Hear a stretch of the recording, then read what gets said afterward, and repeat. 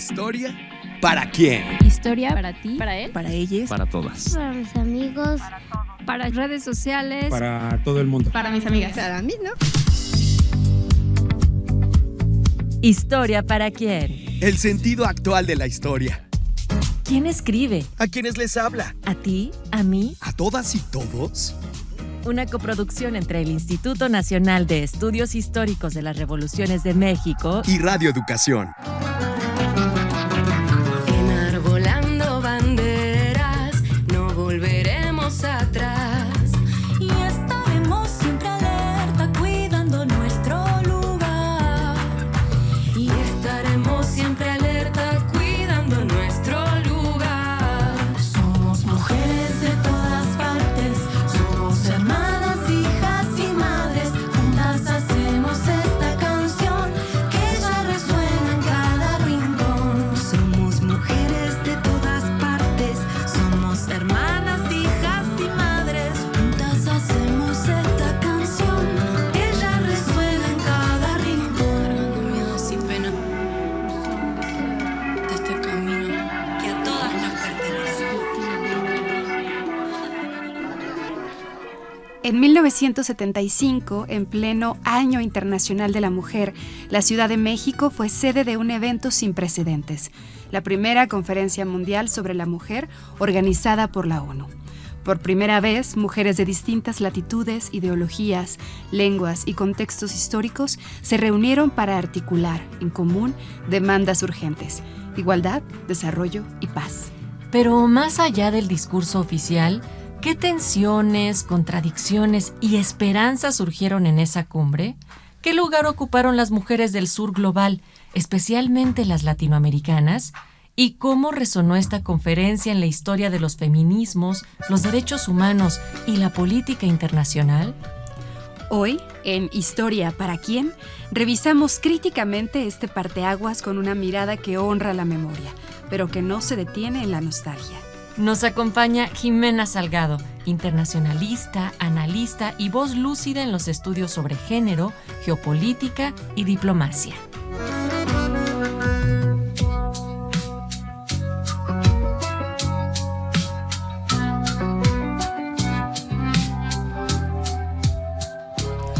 Hola, audiencias queridas de Historia para quién. Esperamos que este programa les encuentre muy bien en este día. Yo soy Tamara Aranda y junto con mi querida Natalia Luna les invitamos a que nos acompañen en este mediodía de lunes.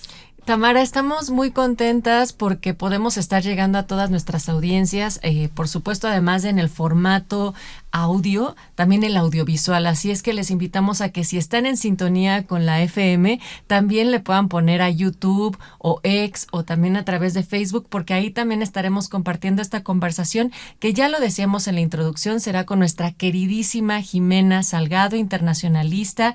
Ella además, por supuesto, que está al frente en muchísimas actividades en el INERM, y el día de hoy queremos conversar sobre esta conferencia que ya se están cumpliendo 50 años de ocurrida en la Ciudad de México, pero que también invita a la reflexión, abre los diálogos diplomáticos, y de esto y más estaremos conversando. Querida Jimena, bienvenida a Historia para quién. Muchísimas gracias, Natalia. Muchas gracias, Tamara. Es un placer estar con ustedes. Muchas gracias también al equipo de Radio Educación por recibirnos aquí el día de hoy. Ellos han sido ya durante muchos años como una segunda casa para el INERM. Así es. Y es que pues siempre en los programas en donde te invitan seguro sacan tu largo currículum, Jimena, pero acá queremos romper ese molde y preguntarte que tú misma te presentes, qué estás haciendo en estos momentos profesionalmente, y nos interesa mucho saber lo que te gusta hacer fuera del INERM, cuando no estás chambeando. Pues yo estudié Relaciones Internacionales, estudié después la maestría en Economía, siempre me han interesado mucho los temas internacionales, me gusta muchísimo la cultura, las artes, y me dedico a la gestión de proyectos. Como pasatiempo fuera del trabajo que hacemos día a día, podría mencionar la fotografía. La fotografía es mi pasión, desde la toma hasta el revelado, hacer mi hoja de contactos, imprimir, yo creo que me quedaría con eso. Y también eres una gran melómana. Sí, me gusta muchísimo la música. Eso. Bueno, pues el día de hoy pues estaremos conversando, Tamara, lo decíamos, como la relevancia sobre el por qué retomar la Conferencia Mundial sobre la Mujer de 1975. Bueno, en primer lugar porque conmemoramos los 50 años, ¿no? Siempre las conmemoraciones son una oportunidad para, pues, ver cómo vamos, ¿no? Hacer balances, revisar, comparar con lo que se dijo hace, bueno, el tiempo, ¿no? Que estemos conmemorando, en este caso 50 años, y lo que estamos discutiendo ahora, ¿no? Que pues al revisar, como lo hicimos Jimena y yo para elaborar un libro un artículo dentro de un libro del que hablaremos más adelante, pues bueno, nos dimos cuenta que había muchas conversaciones que se hacían en los 70 que siguen vigentes, ¿no? Y que además seguramente se van a discutir en esta 16ª conferencia regional sobre la mujer en América Latina y el Caribe, que se estará celebrando, pues bueno, más bien que ya celebramos hace unos días, ¿no? Del 12 al 15 de agosto, precisamente en el Centro Cultural Universitario Tlatelolco, hubo delegaciones estatales, organizaciones feministas, académicas, por supuesto la ONU, sociedad civil, y también hay un espacio para tener una referencia del relanzamiento del observatorio del segmento Memoria y Futuro sobre el 50 aniversario de 1975, y es en ese mismo título que se enmarca el libro del cual nos estabas platicando. Pero recordemos que estamos también en redes, ya lo decíamos hace unos momentos, ustedes nos pueden seguir en Facebook, X y YouTube, tanto de Radio Educación como del INERM. Y también nos pueden mandar un mensaje, si ustedes quisieran escribirnos por WhatsApp, lo pueden hacer en el 55 12 33 29 15, y está bien bonito que ya tenemos un canal en Spotify en donde pueden encontrar de manera temporal este espacio. Jimena, empecemos por lo básico. ¿Qué es lo que motiva y cómo se configura la primera conferencia mundial sobre la mujer en 1975? Pues yo creo que las motivaciones fueron multidimensionales. Ya desde hace varios años nos dábamos cuenta que aún existía una gran brecha en todas las políticas, en las luchas de las mujeres. Los organismos internacionales, hablando en este caso de la ONU, pues ya tenían un compromiso con todas las demandas de las mujeres.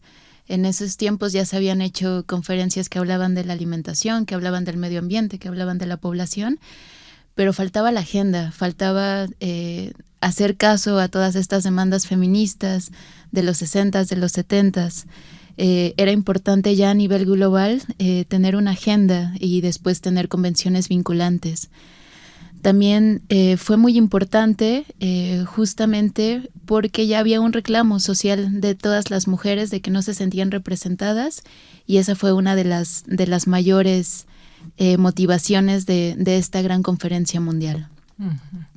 Sí, y también es muy interesante ver cómo en estas conferencias que se van haciendo sobre población se van hilando algunos temas, ¿no? Sí. Que ya discutían las mujeres, pero también es importante recordar que en la misma Organización de las Naciones Unidas y en los estatutos y en diversos documentos como la Declaración Universal de los Derechos Humanos participan mujeres. Eleanor Roosevelt va a ser un personaje importantísimo. Así que va a es. lograr que precisamente pues ella va a presidir de hecho la Comisión de Derechos Humanos, y desde el 48 ya plantean que se reconozca la igualdad entre mujeres y hombres, que se hable del reconocimiento de los derechos humanos para todas las personas.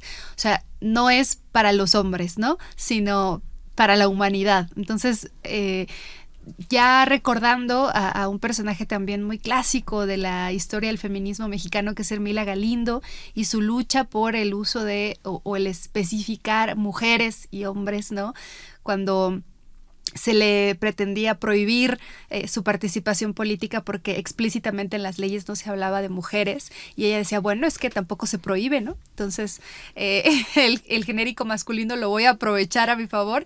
Acá es algo interesantísimo también, ¿no? O sea, hay que reconocer a las mujeres también en los documentos para que a partir de allí se pueda legislar. Eso me podría recordar incluso a las discusiones que se siguen teniendo en estos momentos sobre el lenguaje incluyente o no, cuáles son las fronteras, en fin, pero ese será tema para otro programa.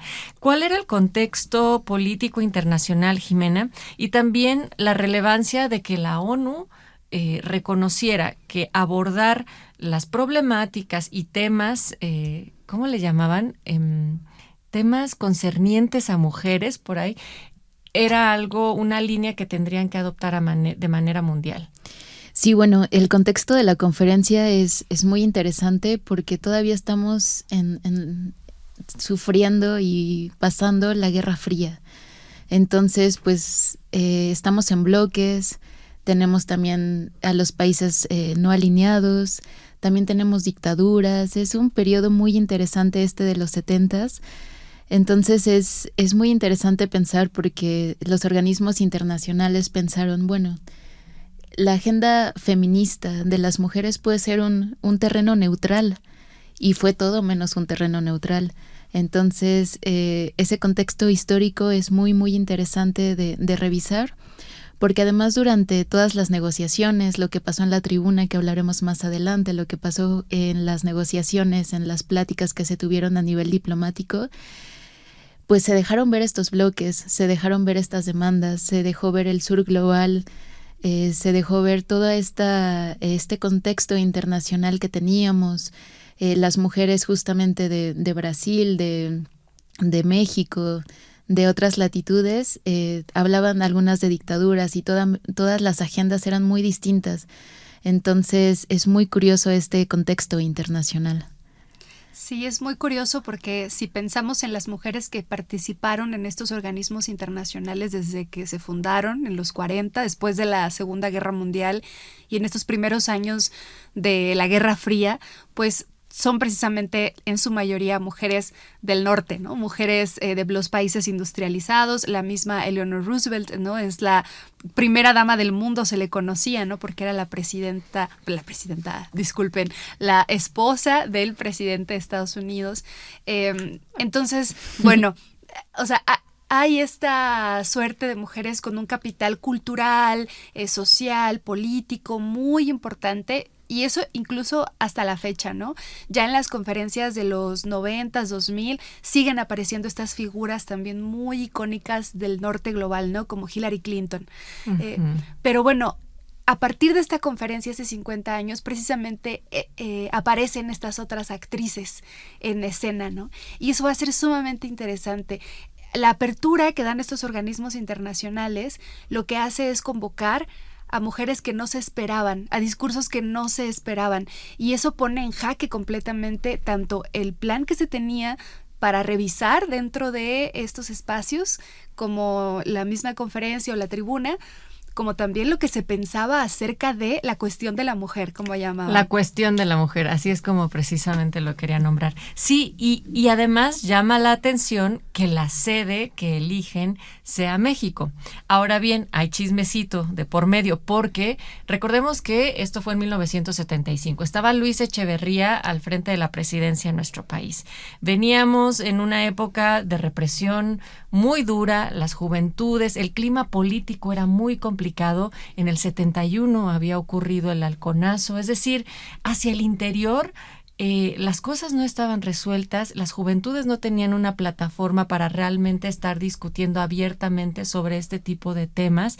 Sin embargo, la imagen que proyectábamos hacia el exterior era otro. La intención de nuestra política exterior tenía una de mostrarnos como un país muy desarrollado, muy abierto, y en ese tenor también es que se solicita tener la conferencia acá, pero México no era la primera opción, era Colombia, ¿no fue así? ¿Qué pasó ahí? ¿Por qué no se dio en Colombia? ¿Y cómo es que levanta la mano inmediatamente México para que seamos sede? Pues justamente, como ya lo mencionas, se iba a llevar a cabo en Bogotá. Todo estaba planeado para que fuera en Bogotá, pero unos meses antes, casi un año, se decidió que no iba a ser en Bogotá, e inmediatamente Luis Echeverría y México dijeron, aquí lo hacemos en México. Y justamente fue un movimiento para ocultar un poco, dar esta otra mirada de lo que era México, porque como bien ya señalaste, habíamos pasado por la masacre de estudiantes en el 68, habíamos tenido... Y en un contexto de Olimpiadas, ¿no? Exacto, o sea, eso es, y también habíamos tenido justamente el halconazo, se vivía una represión total, había espionaje, que de hecho se dejó ver también en la conferencia.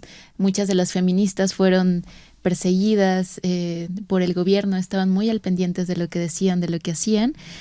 Entonces la elección de México y que alzáramos la mano fue un poco para borrar esta imagen. También por ahí tuvo que ver con las mismas pretensiones personales de Luis Echeverría para el futuro, tener acceso a otros puestos.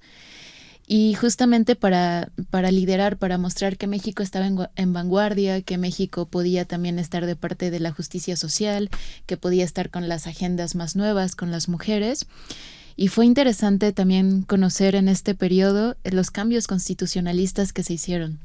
Justamente, algunas feministas también señalaban que fue un poco paternalista, que fue un poco el usar sus propias luchas para ponerse la estrellita a nivel internacional. Se hicieron cambios en artículos tan importantes como el 4º, como el 123, 30, etcétera, mostrando que México sí podía ser congruente con lo que quería mostrar en el exterior y con lo que estaba pasando internamente.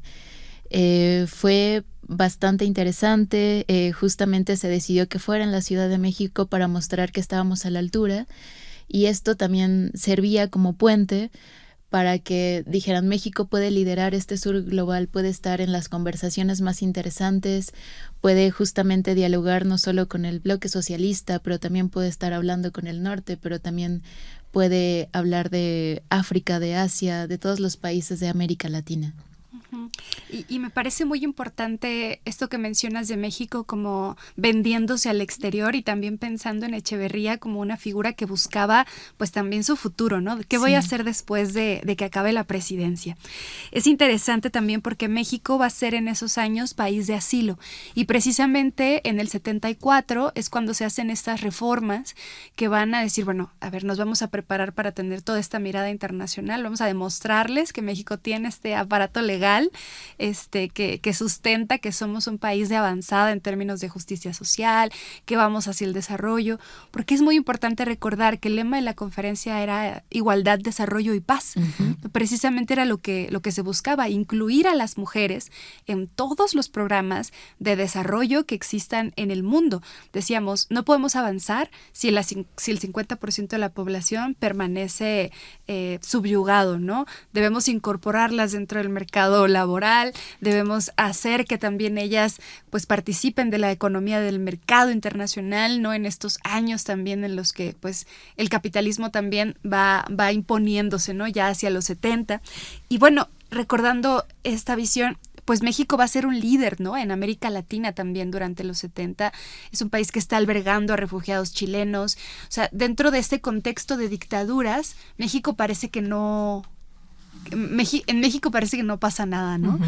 Pareciera que como no tenemos un golpe militar o no tuvimos un golpe militar, todo estaba muy bien. Al contrario, estamos recibiendo a chilenos, estamos recibiendo a argentinos, brasileños, uh-huh, uruguayos, incluso personas que vienen desde Centroamérica, ¿no? Desde los 50 ya empiezan a llegar guatemaltecos.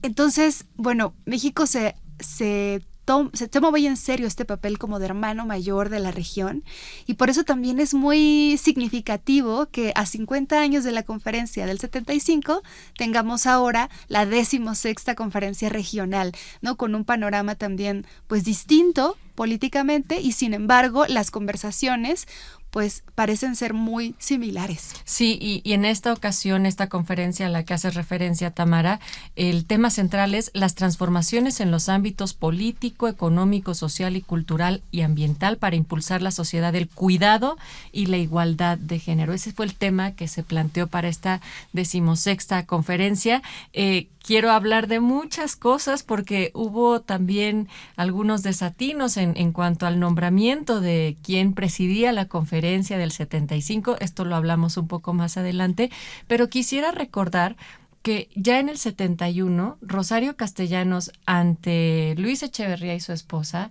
pronunció aquel discurso de la abnegación, una virtud loca, en donde ella ya también alzaba la voz y se rebelaba para decir, no, en el contexto de estar conmemorando a las mujeres, las madres, no podemos pensar que hay una igualdad en nuestro país. Ella lo nombró muy claramente, les invitamos a que lo busquen, en el INERM se hizo una crónica virtual al respecto, porque es un discurso que tal vez no han conocido muchas personas, pero que ella ya estaba alzando la voz desde ese entonces, y bueno, se llega al 75 con otro clima. ¿Qué les parece si, para conocer más sobre el contexto internacional que llevó a la realización de la Conferencia Mundial sobre la Mujer, les invitamos a escuchar la cápsula que hemos preparado?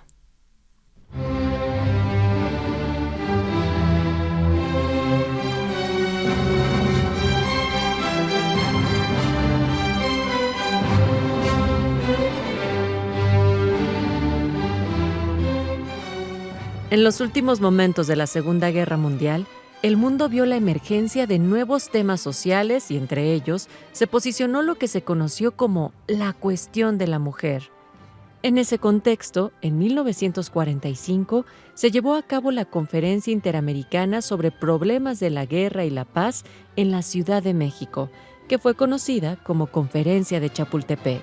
United States Secretary of State Stettinius arrives in Mexico City and joins Assistant Secretary Nelson Rockefeller in attending the Inter-American Conference at Mexico's historic Chapultepec Palace.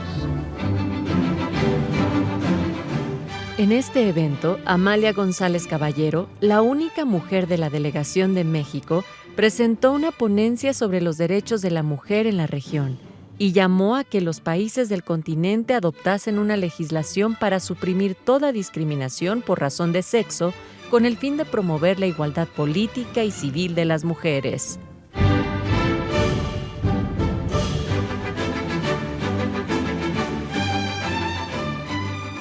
Como resultado de las conversaciones que se dieron en la Conferencia Interamericana sobre Problemas de la Guerra y la Paz, la recomendación 31ª del Acta de Chapultepec resolvió tener en cuenta la cooperación de las mujeres dentro de las delegaciones que se presentarían en la Conferencia de San Francisco de ese año, a partir de la cual surgieron las Naciones Unidas.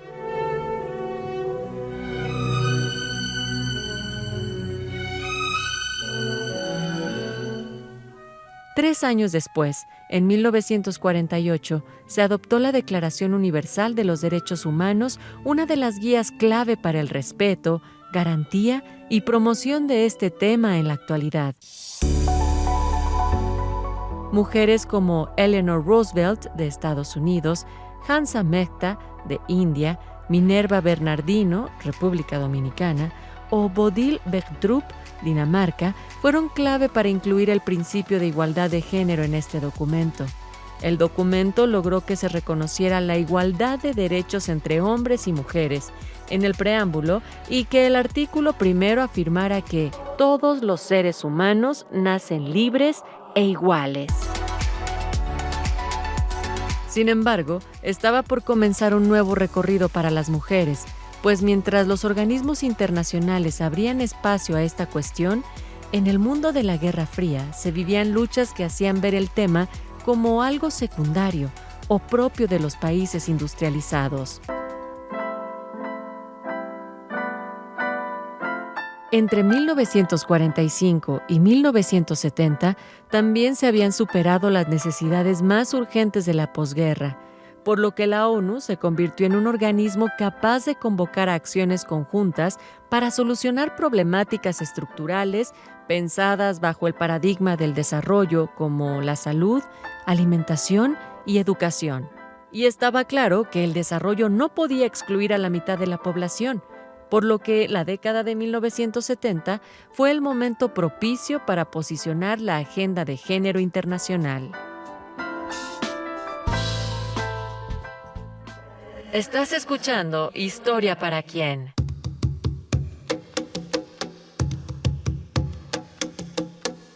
Tenía 7 años apenas 7 años. ¿Qué es 7 años? No llegaba a 5 siquiera.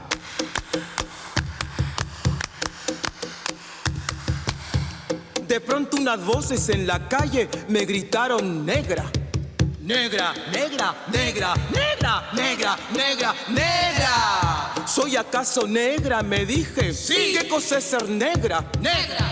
Y yo no sabía la triste verdad que aquello escondía. Negra. Y me sentí negra. Negra. Como ellos decían. Negra. Y retrocedí.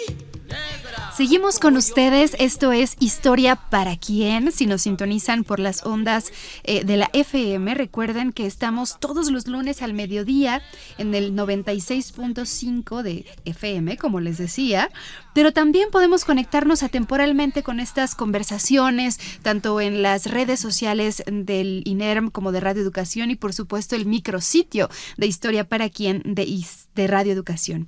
Ahora bien, hoy estamos platicando con Jimena Salgado. Ella es internacionalista, maestra en economía y es directora de vinculación del Instituto Nacional de Estudios Históricos de las Revoluciones de México, apasionada de la fotografía y una gran melómana. Hoy estamos conversando sobre la primera conferencia mundial sobre la mujer de 1975, convocada por la Organización de las Naciones Unidas, también en el marco de lo que acaba de transcurrir en nuestro país, la 16ª Conferencia Regional sobre la Mujer de América Latina y el Caribe, y estamos conversando sobre qué es lo que sucedía en aquel momento, qué es lo que lleva a esta conferencia, y ahora hablemos sobre cómo fueron las dinámicas de este encuentro, quiénes estuvieron participando. Yo antes de mandar a la cápsula les decía que había existido un desatino porque el presidente Luis Echeverría nombra como jefe de la delegación mexicana y presidente de la conferencia al Procurador General de la República, Pedro Ojeda Paullada, en lugar de a una mujer para hablar sobre los temas de las mujeres, ¿no? Pero bueno, en este contexto hay que hablar sobre las figuras claves. Sí, y además a mí me pareció muy interesante ese nombramiento porque la esposa de Luis Echeverría, Esther Zuno, era una mujer que tenía como una posición bastante relevante en la política de esa época, formaba parte de algunos eventos importantes, entonces pues pudo haber sido nombrada, ¿no? Incluso como una especie de símil con Eleanor Roosevelt, pero bueno, creo que ganaron los prejuicios mexicanos y además también ganó la fuerza de esta autoridad que también pretende acallar las voces al interior de México, ¿no? Y eso es algo muy importante. Durante estos años, pues hay que recordar que la segunda ola del feminismo en México surge en el 71, justo cuando Rosario Castellanos pronuncia este discurso, ¿no? Y del que ya nos hablabas, Natalia, y sobre todo con un evento muy especial que fue el 10 de mayo, bueno, el 9 de mayo del 71, con una protesta que organiza el colectivo Mujeres en Acción Solidaria, que fue una protesta contra el Día de la Madre, y todo ese año va a haber una gran efervescencia en torno a cuestionamientos como la maternidad, los preceptos biológicos, qué define y qué no una mujer, que eso además fue un tema que se discutió también en la conferencia del 75, ¿no? ¿Qué hace a la mujer? Entonces me parece muy interesante a mí que en este contexto se nombre a Ojeda Paullada como el presidente de la Comisión Mexicana, cuando había ya un movimiento de mujeres de por lo menos 4 años, ya muy claro, figuras muy reconocidas, ¿no? Como Marta Acevedo, como Marta Lamas, Elena Poniatowska, ¿no? Sí, claro. Que van a ser dejadas de lado e incluso van a ser vigiladas, como ya decías, Jimena, en estos contextos, ¿no? Ellas incluso organizan actividades paralelas porque no las consideran. Sí, exactamente. Este sí fue un total desatino, fue una de las críticas más fuertes. ¿Por qué poner a Pedro Ojeda Paullada al frente, ¿no? Habiendo todas estas mujeres tan importantes con esta trayectoria, con estas ideas en México. Y esa es también otra crítica que se hizo en general. Si nos damos cuenta, fue muy interesante porque hubo 133 delegaciones. Afortunadamente la mayoría estaban encabezadas y estaban conformadas por mujeres. Pero también es interesante ver que muchas de estas mujeres que asistieron a la parte más diplomática tenían fuertes vínculos con personalidades masculinas internacionales. Entonces algunas eran la esposa de o estaban muy muy vinculadas a ciertos hombres en el ambiente internacional que justamente un poco las enviaron como pues una extensión de todo lo que ellos estaban haciendo, de sus ideologías. Entonces ahí también fue una crítica bastante grande, pero sí es cierto también que esta conferencia y con la tribuna fue un encuentro muy muy interesante del que ya vamos a entrar en materia. marcó hitos, hizo que, como ya mencionaba Tamara, se representaran muchas voces. En esta tribuna se pudo hablar del colonialismo, del racismo, de muchas otras temas que no estaban en la agenda como tal. Entonces fue un caso bien interesante. Entonces, digamos que la conferencia constaba formalmente de una gran sección en donde se debatían los temas que habían propuesto con antelación, ¿no? Se declara también el decenio de la mujer, en fin. Y por otra parte existe la tribuna que también es organizado por la ONU, pero que es un espacio, digamos, alterno en donde se dan unas discusiones más acaloradas. ¿Cuál es la diferencia entre estas dos dinámicas y cómo también se van gestando las participaciones? Bueno, es muy claro, ¿no? La conferencia, esta que se da en el edificio de Tlatelolco, están como organizadoras Alda González Martínez, ella es embajadora de México. Tenemos a Elvi Cipila, que es la subsecretaria general de Desarrollo Social y Asuntos Humanitarios de la ONU. Y además, pues bueno, ellas van a discutir sobre la condición jurídica de las mujeres. Y bueno, entre los temas más importantes está eso, ¿no? ¿Qué define a una mujer? Los temas de cuál es, como... Sí, resulta pueden curioso, ver pero... Ahora sí pueden ver nuestras expresiones en el video. Claro. Y bueno, ¿no? ¿Cuál es la posición que ocupan en el desarrollo económico, social, el trabajo, el tema de salud? Y como bien decía Jimena, es una relación y una serie de discusiones completamente diplomáticas, ¿no? Nosotros vemos en las fotografías, están las representantes con los letreritos de sus países, ¿no? Y vemos, bueno, todo muy institucional. La tribuna va a ser un espacio alterno que justamente responde a algo que ya decías tú también, Jimena, y es esta emergencia social, este reclamo social por incluir a otras voces, ¿no? Y aquí vamos a ver que, si bien es apoyado por Naciones Unidas, es financiado también, se va a realizar en el edificio de Tlatelolco, en el auditorio del Centro Médico Nacional. Sí. Y ahí van a discutirse las cosas de una forma muy distinta. Aunque en su mayoría son mexicanas las que participan en la tribuna, también hay muchas latinoamericanas y muchas mujeres de lo que llamamos el sur global, ¿no? Que en ese momento pues era el llamado tercer mundo, ¿no? Estos países que están en miras a desarrollarse, y ahí vamos a ver a mujeres de Pakistán, a mujeres de Bolivia, mujeres de Ecuador, y las discusiones aquí se vuelven mucho más amplias porque no tenemos este esquema diplomático, ¿no? Muy tradicional del orden de Naciones Unidas. Aquí se hablaba hasta en los pasillos, ¿no? Sí. Hay fotografías preciosas de las mujeres comiendo en el piso, conversando. Entonces, bueno, la discusión se amplió hasta en las formas. Pero también, más allá de que sea una conversación diplomática, es porque quienes llevaban la mano, por así decirlo, era una manera muy específica de estar nombrando a las mujeres y de quienes podían o no tener voz en esos encuentros. Sí, es muy interesante, como ya señala Tamara, justamente cuando estábamos trabajando en este texto, en este libro, y estábamos viendo todas las fotografías, era impactante ver el contraste, porque por un lado veíamos, como ya mencionaba Tamara, a estas mujeres con los traductores, con los micrófonos, con muy, muy formales, siguiendo una agenda, pero también tenemos todas estas fotografías, estas imágenes que nos muestran la tribuna, que nos muestran justamente estas mujeres en el piso, sin traductores, hablando de los temas, poniendo nuevos temas en la agenda. Entonces, sí, justamente creo que es importante señalar que uno de los aciertos de esta tribuna, y fue algo que empezó aquí con México en el 75, es que los temas que se hicieron paralelamente de los que se discutieron en la tribuna, al final en el documento sí se tomaron en cuenta. Y a mí me parece muy curioso también pensar que el gobierno hizo todo lo posible para mencionar y para mostrar esta parte de la diplomacia, de lo que estaba sucediendo, y en los medios internacionales mucho de lo que se hablaba es justamente de esta tribuna, de estas figuras como Domitila Barrios de Chongara, esta boliviana que les dio voz a muchísimas mujeres, porque ella, entre todas las cosas tan interesantes que dijo, mencionaba que no todas las mujeres somos iguales, que no nos atraviesan las mismas luchas ni las mismas problemáticas. Entonces, estos dos espacios se encontraron finalmente y es importante señalar que marcó una pauta para lo que vendría a continuación.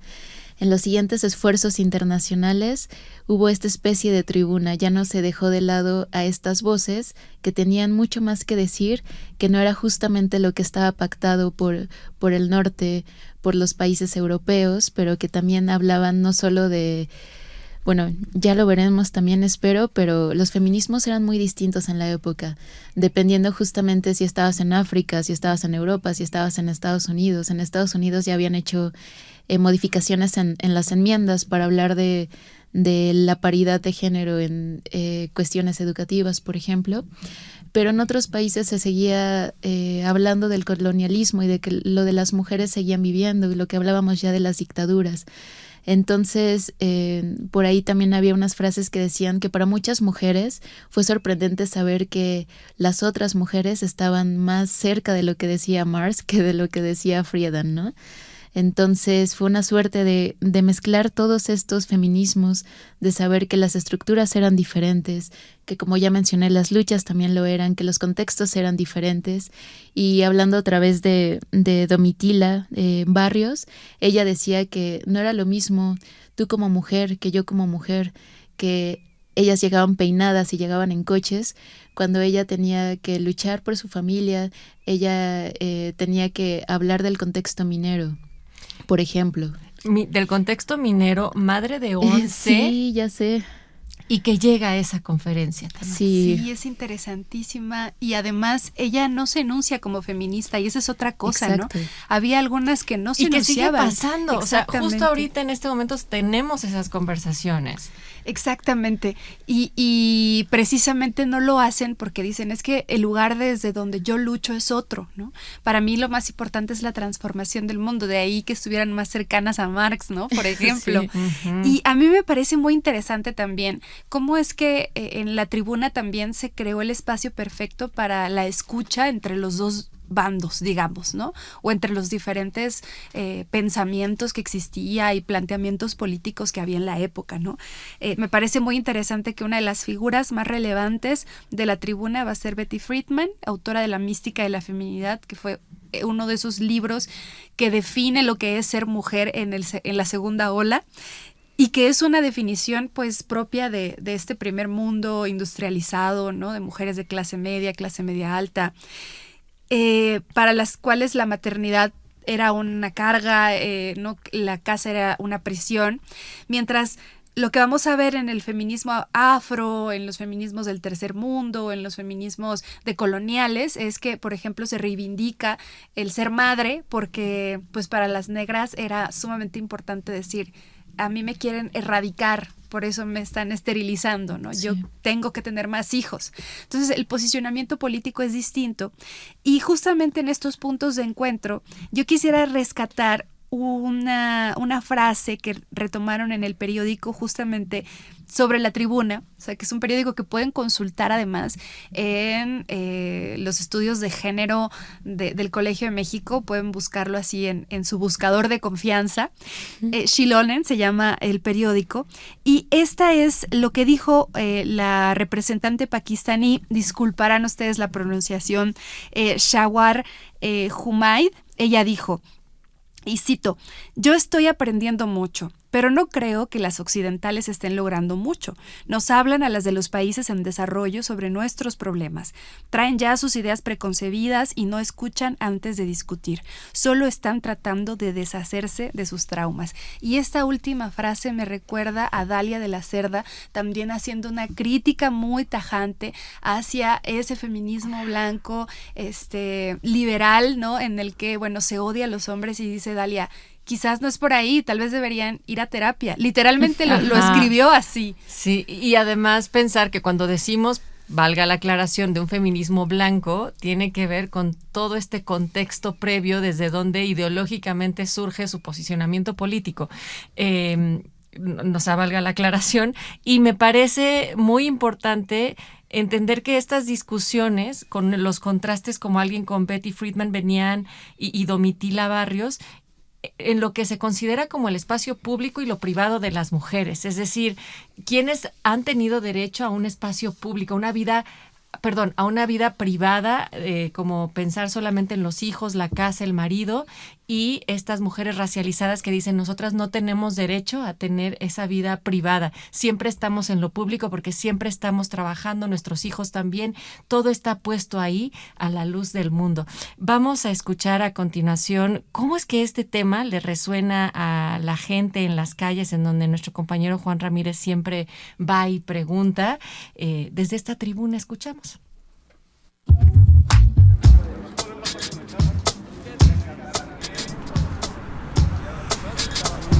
Las calles hablan. ¿Tú qué dices?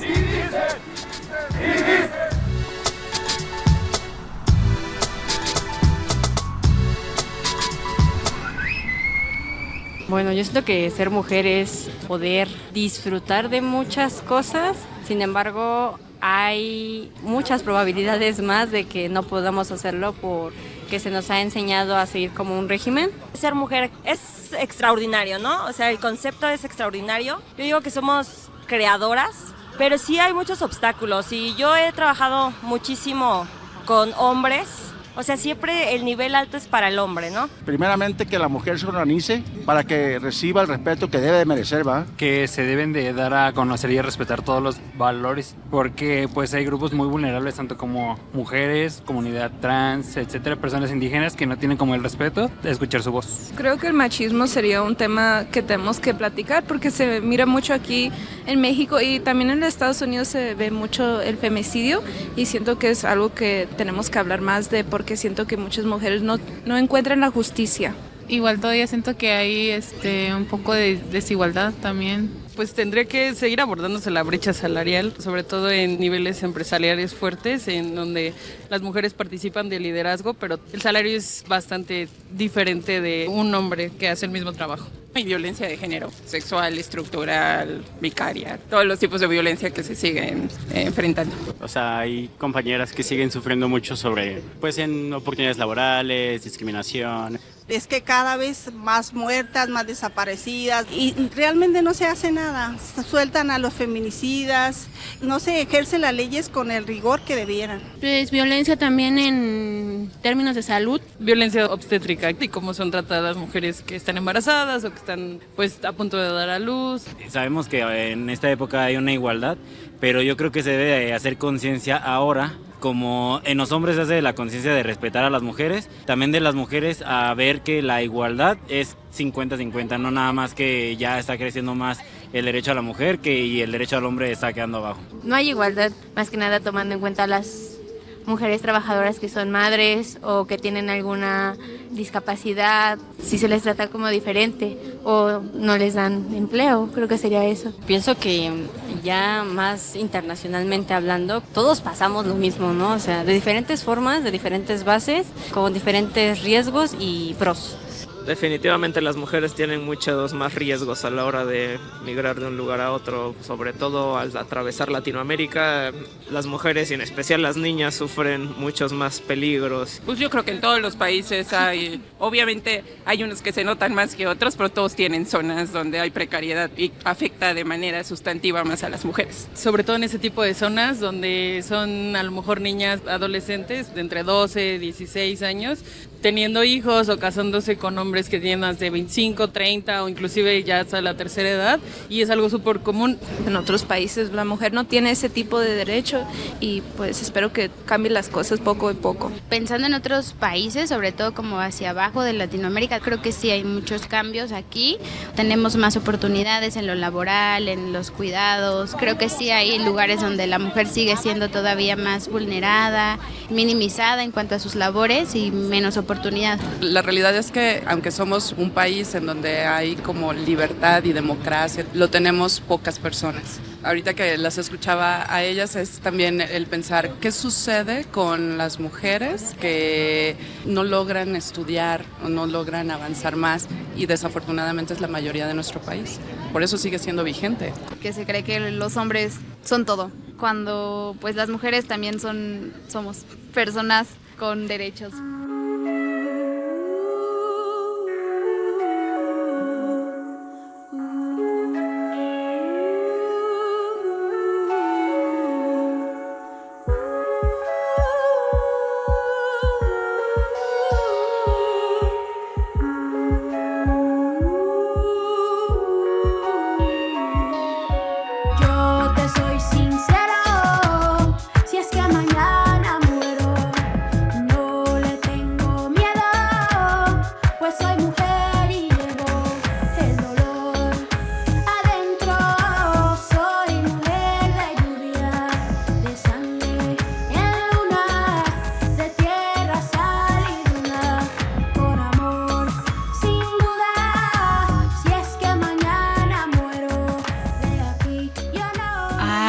estamos pasando re bien en Historia para Quién. Acabamos de escuchar un sondeo en donde pues nos damos cuenta de cómo les resuena o no, si las mujeres tenemos una situación de equidad ya en nuestro país, qué cosas están diferenciadas o no. Estamos con Tamara Aranda, historiadora, Jimena Salgado, quien es internacionalista, economista, además de ser también ella directora de vinculación del INERM, y hoy estamos conversando sobre la primera conferencia mundial sobre la mujer de 1975. Y quisiera preguntarles brevemente cómo resuenan estas voces que hemos escuchado de las calles. Bueno, a mí me parece muy importante que exista también esta conciencia, ¿no?, de las diferencias que existen en cómo se experimenta o cómo se vive el mundo siendo mujer o en un cuerpo feminizado.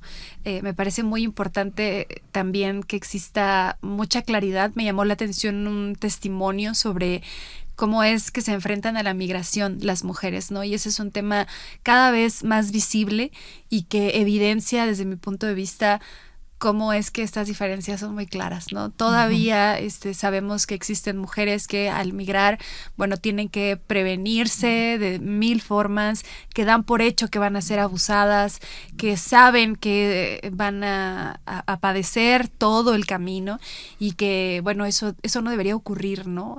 Ya migrar es un proceso, o migrar en contextos de vulnerabilidad es un proceso sumamente complicado, y además hacerlo como mujer y a sabiendas de todo el peligro y la violencia a la que te arriesgas, pues bueno, es algo que suma de una manera muy trágica en este siglo XXI. A mí me encantó este ejercicio de escuchar otras voces, de ir a las calles y saber lo que piensan las personas.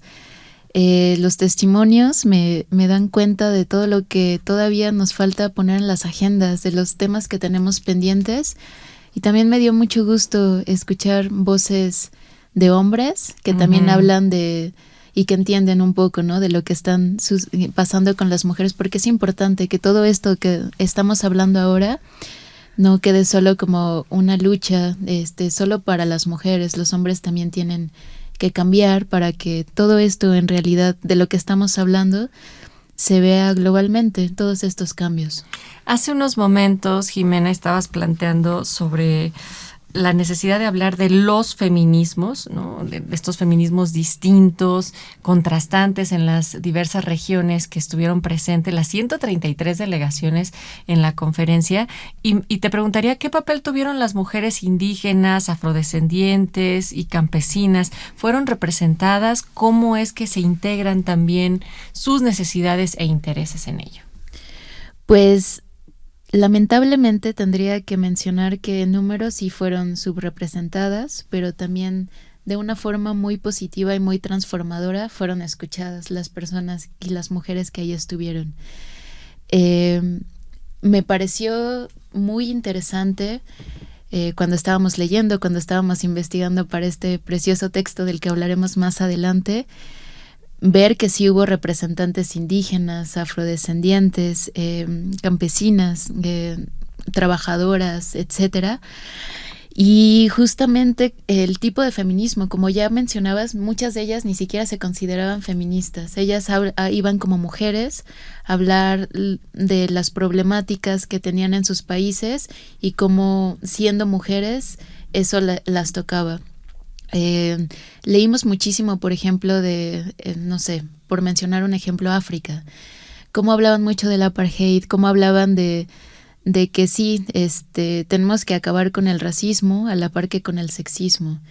Tenemos que hablar, por ejemplo, algunos países de Centroamérica, de América Latina, que estaba muy bien lo que decían las otras feministas, que sí se consideraban feministas en su mayoría de los países del norte, que hablaban de los derechos sexuales, etcétera, pero también se tenía que hablar justamente de la infraestructura, de la parte económica, que eso no los permitía llegar a hablar sobre esos términos.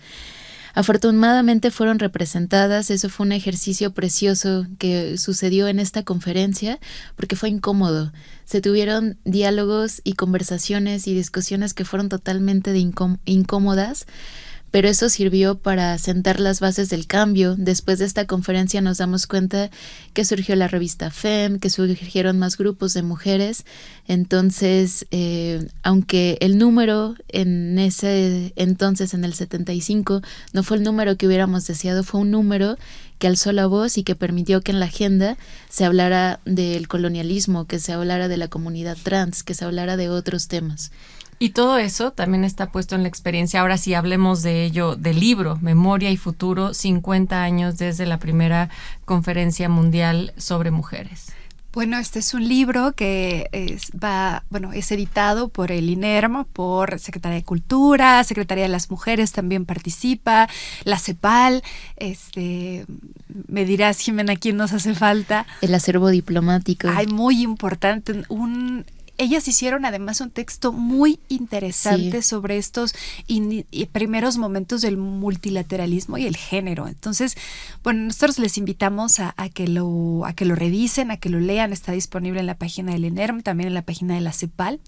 Y pues bueno, aquí colaboramos muchas mujeres. Jimena, por supuesto, también está Guadalupe Muro. Guadalupe Muro hizo una revisión muy completa sobre el feminismo en México, sobre la lucha de las mujeres desde el siglo XIX. Heyeli Hernández también hizo otro recorrido interesantísimo sobre la revista FEM, que como bien decías, pues va a ser un hito en los 70. Fue la primera revista sobre las cuestiones de las mujeres, ya en plural, en América Latina, ¿no? También tenemos a Ana Salinas, que hace todo un aporte muy significativo sobre la performance feminista que se hizo, las aportaciones académicas y culturales, también sobre otros movimientos de mujeres, ¿no? Como el Movimiento Nacional de Mujeres, el Grupo de Mujeres en Acción Solidaria, y reconoce y recupera otras voces, ¿no? También. Y algo muy interesante y muy importante que hicieron tanto Heyeli como Ana fue una entrevista a Mónica Mayer, que fue, pues bueno, una pionera del feminismo en México y de la performance, que ella pues es la creadora de los tendederos, que es algo que también se volvió muy icónico de los últimos años, sobre todo la pandemia para acá. Yo diría que desde el 2018 para acá, los tendederos fueron una práctica muy común. Entonces, bueno, ahí tenemos cómo surge, cómo piensa ella de cómo se ha pues utilizado ahora, ¿no? Esta inventiva que ella tuvo. Y bueno, aquí es una invitación abiertísima a que lo consulten y bueno, a que vean también toda la parte diplomática que hizo Jimena con María Fernanda Minero, ¿no? Que también es sumamente importante que ellas dos como internacionalistas pues hayan podido hacer todo este recorrido diplomático que nos llevó a la conferencia del 75 y a la 10ª conferencia regional de las mujeres de América Latina y el Caribe. Y recordemos que será de fácil acceso, gratuito, también en la página del INERM. Si ustedes ingresan pueden consultar todo este libro, pero también ¿se va a publicar? Sí, este esfuerzo, antes de proseguir, me encantaría mencionar a Tamara Aranda, que fue una pieza clave en este libro. Por cierto, que no también escribió, ella nunca se automenciona, muy mal. Entonces, este libro lo hicimos con el corazón, todas las plumas que están ahí son de mujeres, justamente del acervo, de la Secretaría de las Mujeres, fue todo revisado por la CEPAL. Y yo quiero mencionar a Tamara Aranda, que fue una pieza clave, hay muchos textos de ella ahí, estuvo coordinando, entonces, Tamara, por favor. Y bueno, sí, es un libro muy bonito. Sí, es un libro precioso que hicimos en colaboración con muchas mujeres, entonces ojalá lo lean. Y bueno, este libro, como ya mencionó Tamara, va a estar en la página del INERM, CEPAL, Secretaría de Mujeres, en el acervo diplomático. También dentro de las actividades de este evento que vamos a tener de 12 al 15 de agosto, se va a poner una exposición afuera del acervo diplomático con fotografías de ellos, pero también del INERM. Con el Centro de la Imagen vamos a hacer un micrositio en donde también van a poder ver no solo este libro, pero también todo el trabajo de mujeres que se ha hecho desde las instituciones. Y el libro sí se va a editar, se va a publicar y está en 2 versiones, que también Natalia tienes que mencionar que hiciste un Así trabajo es. formidable con esta traducción, porque este libro Exactamente. se va en 2 idiomas. Vamos a escuchar la música porque si no podemos bailar no es nuestra revolución, y Antipatriarca de Ana Tijoux pues hace esta canción incluida en su álbum ya del 2014 y pues es un poderoso himno feminista. Ahí lo dejamos para que ustedes mejor escuchen en lugar de explicárselos.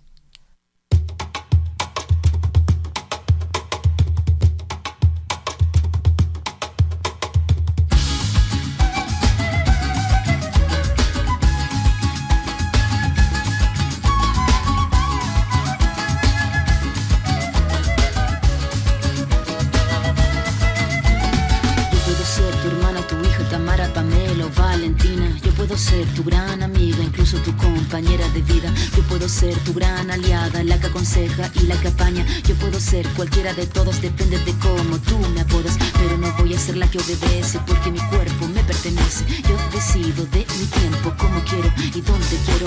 Independiente yo nací, independiente decidí. Yo no camino detrás de ti, yo camino de la para aquí.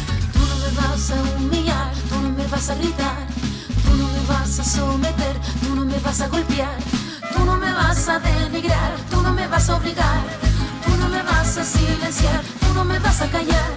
No sumisa ni obediente, mujer fuerte, insurgente, independiente y valiente. Romper la cadena de lo indiferente, no pasiva ni oprimida. Mujer linda que das vida, emancipada en autonomía, antipatriarca y alegría.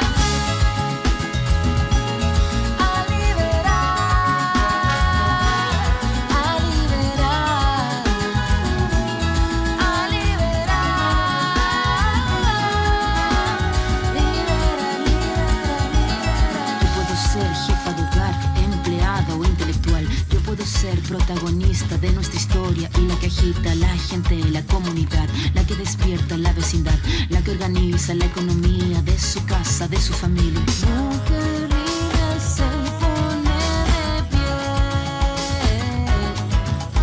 y a romper las cadenas de la piel.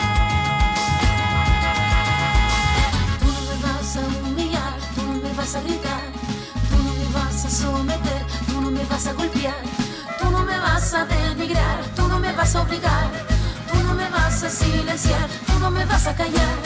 No sumisa ni obediente, mujer fuerte, insurgente, independiente y valiente. Romper la cadena de lo indiferente, no pasiva ni oprimida. Mujer linda que das vida, emancipada en autonomía, antipatriarca y alegría.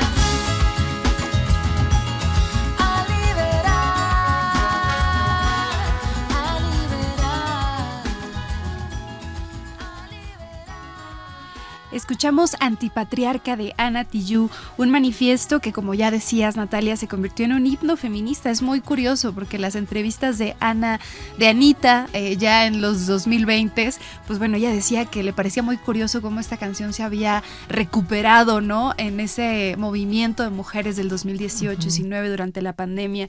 Y bueno, nos habla y conecta con feminismos decoloniales y anticapitalistas, visibiliza también cuerpos diversos y barrios pues en contextos vulnerables. Nos habla de mujeres negras, indígenas, trans, inmigrantes. Promueve una sororidad situada desde el sur global, como bien lo sabe hacer Ana Tijoux. Y como lo hicieron muchas de las voces que estuvieron presentes en la conferencia del 75 en la tribuna y que hoy resuenan también desde la 16ª conferencia regional. Y Jimena Salgado, ha sido realmente un deleite poder platicar contigo, estar entre amigas, hablando sobre la historia con un panorama global contigo. ¿Y qué enseñanzas, les preguntaría a las dos, del 75 siguen vigentes, pero también qué rupturas deberíamos promover desde una mirada contemporánea? Yo pienso que una de las enseñanzas más importantes que nos deja el 75 es que no existe una única manera de ser mujer y que no todas las opresiones que vivimos son iguales. También esta vigilancia, esta crítica que se tiene que hacer al Estado, porque el Estado puede ser nuestro aliado, pero justamente tenemos que observar estas cuestiones y pues estas transformaciones se tienen que ver no solo en las leyes, pero tenemos que impactar en las estructuras culturales, en las económicas, en las epistémicas. tenemos que seguir hablando de todas estas asimetrías geopolíticas y económicas que tenemos. Tenemos que meter nuevos temas en la agenda. Todavía tenemos ahí mucho con la migración, con la comunidad trans, etcétera. Tenemos que hablar de nuevos temas como las violencias digitales que también atraviesan a las mujeres. Pero algo con lo que me quedo muy positivo es que esta conferencia abrió el micrófono, las voces, los espacios para más mujeres y para lo que vendría a continuación. Y justamente en la actualidad tenemos estos espacios. Ahorita estamos las tres en esta cabina hablando de estos temas porque pasó esto. Entonces, eso es con lo que me quedaría. Ay, sí, qué bonito, qué importante reconocer que en las diferencias nos podemos encontrar, que la crítica es sumamente necesaria. A veces cuando... Bueno, yo me siento muy agobiada porque parece que vamos para atrás y la agenda parece que se está perdiendo y vemos que el discurso de odio pues emerge, ¿no? Y también vemos ahora pues la manósfera también cobrando una fuerza muy grande, ¿no? Que es todo este discurso pues de derecha conservador donde se victimiza a los hombres y se acusa a las mujeres del sufrimiento de los hombres y esto justifica actos de violencia explícita. Pues bueno, me parece muy importante que volvamos a estas conmemoraciones y que además se sitúen en un contexto como el mexicano, donde pues bueno, si bien tenemos un montón de retos, también tenemos otros contextos que hacen favorables que existan estos encuentros de mujeres, ¿no? Y bueno, en un país donde se asesina a 10, 11 mujeres, dependiendo la fuente, al día, pues es sumamente importante no perder de vista las discusiones que aún nos faltan, los temas que están ahí latentes y que ahora tenemos un compromiso muy grande con transformar este mundo, ¿no? Creo que esta cuestión de la vigilancia del Estado, la responsabilidad que tenemos, pues es algo que no podemos olvidar y algo muy hermoso que nos dejó esta 16ª conferencia, ¿no? Que podemos encontrarnos, que podemos escuchar, que podemos generar nuevos compromisos y que tenemos la disposición para trabajar en ello desde las distintas voces, nos nombremos o no feministas y nos nombremos o no parte de esta comunidad global y ya. Querida Jimena Salgado, gracias por salir tras bambalinas, ponerte en este micrófono, dejarnos platicar contigo sobre este tema tan relevante y esperamos nos vuelvas a visitar. Ay, ojalá con mucho gusto, disfruté muchísimo este espacio y ojalá hubiéramos tenido más tiempo porque se quedaron muchos temas. Pues hagamos más programas. Tamara, ya se sabes, nos queremos mucho. La Conferencia Mundial de la Mujer del 75 abre este ciclo de lucha y reflexión que sigue latiendo hoy, pero también, como ustedes lo han escuchado, evidenció profundas desigualdades entre mujeres del norte y del sur, entre agendas institucionales y reivindicaciones populares, y por eso a medio siglo de distancia nos toca no solo recordar, sino reconfigurar. ¿Cómo contar estas historias sin reproducir silencios ni jerarquías? ¿Cómo sostener la crítica sin renunciar a la esperanza? Desde este micrófono seguimos preguntándonos, ¿historia para quién?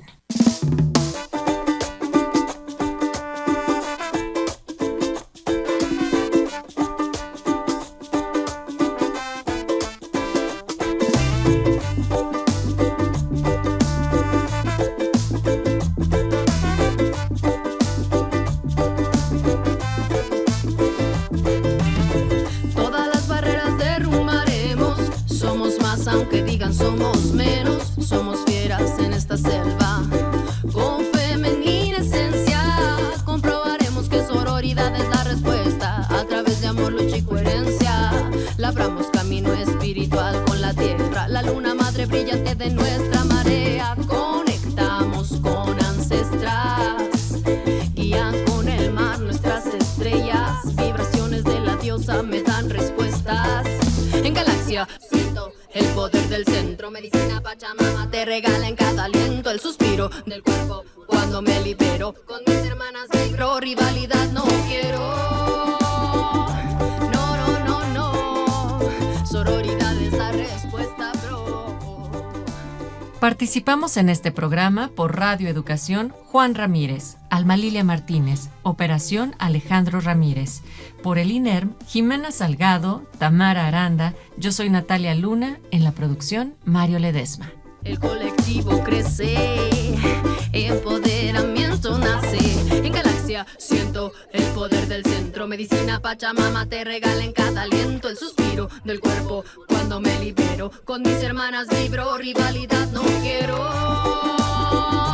No, rivalidad no quiero, bro.